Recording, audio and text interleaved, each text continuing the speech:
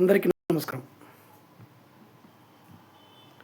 Telugu Desam party Kadapa నగరంలో గత 20 ఏళ్ళుగా అధికారంలోకి రాలేదు. 2014లో అధికారంలోకి వచ్చినా కూడా అప్పుడు కూడా కొంతమంది వైసీపీ వాళ్ళు వచ్చారు, సంపాదించుకొని వెళ్ళిపోయారు. అది ఇప్పుడు ప్రస్తుతం ఉన్న శ్రీనివాస్ రెడ్డి గారికి బాగా తెలుసు. మా బాధ ఏంటంటే ఎన్నో సంవత్సరాల నుంచి 20-30 సంవత్సరాల నుంచి తెలుగుదేశం జెండా మోసి చెప్పులు అరిగేలాగా తిరిగి ఆస్తులు అమ్ముకొని కొంతమంది కేసులు ఎన్నో విధాలుగా ఇబ్బంది పడితే గత జగన్మోహన్ రెడ్డి అరాచక పాలనలో ఎంతోమంది ఎన్నో ఇబ్బందులకు గురయ్యి అయినా కూడా పార్టీ జెండా వీడకుండా గత 5 ఏళ్ళు కష్టపడి పనిచేస్తే ఆయన జగన్మోహన్ రెడ్డి వ్యతిరేకత, ఆయన మీద రాష్ట్రంలో ఉన్న వ్యతిరేకత ప్లస్ ఆయన చేసిన సంస్కరణలు అన్నీ కూడా ప్రజా వ్యతిరేక విధానాలు కాబట్టి ఆంధ్ర రాష్ట్రంలో కనీ విని ఎరగని రీతిలో కూటమి ప్రభుత్వానికి ప్రత్యేకించి తెలుగుదేశానికి ఓట్లేసి గెలిపించిన ఘనత ఆంధ్రప్రదేశ్ ప్రజలది. దాంట్లో భాగంగా కడప నగరంలో కానీ, కడప జిల్లాతో పాటు నగరంలో కానీ ఓట్లు వేశారు.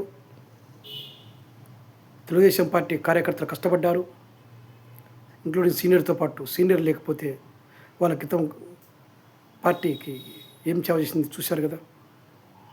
కానీ బాధ ఏంటంటే ఇప్పుడు అధికారంలోకి వచ్చిన తర్వాత సీనియర్లను అవమానిస్తూ నువ్వు ఆ వర్గము, నువ్వు ఈ వర్గము అంటే వారంతా తెలుగుదేశం పార్టీ కాదా?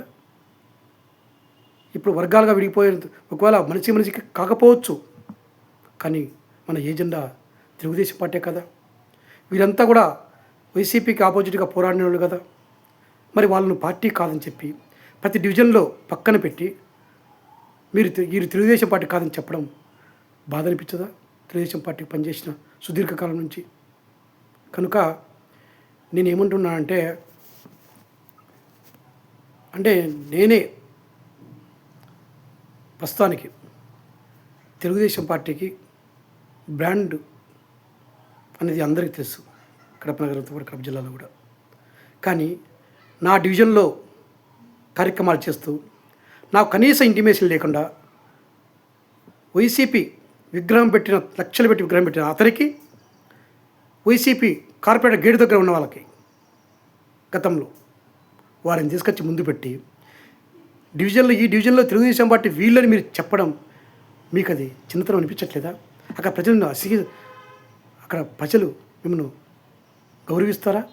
అంటే కొండా సుబ్బయ్య అనేవాడు తెలుగుదేశం పార్టీ జెండాను ఎప్పటి నుంచో మోస్తూ తెలుగుదేశం పార్టీ అని ఒక బ్రాండ్, టీడీపీ సుబ్బయ్యగా బ్రాండ్ పెట్టిన వ్యక్తిని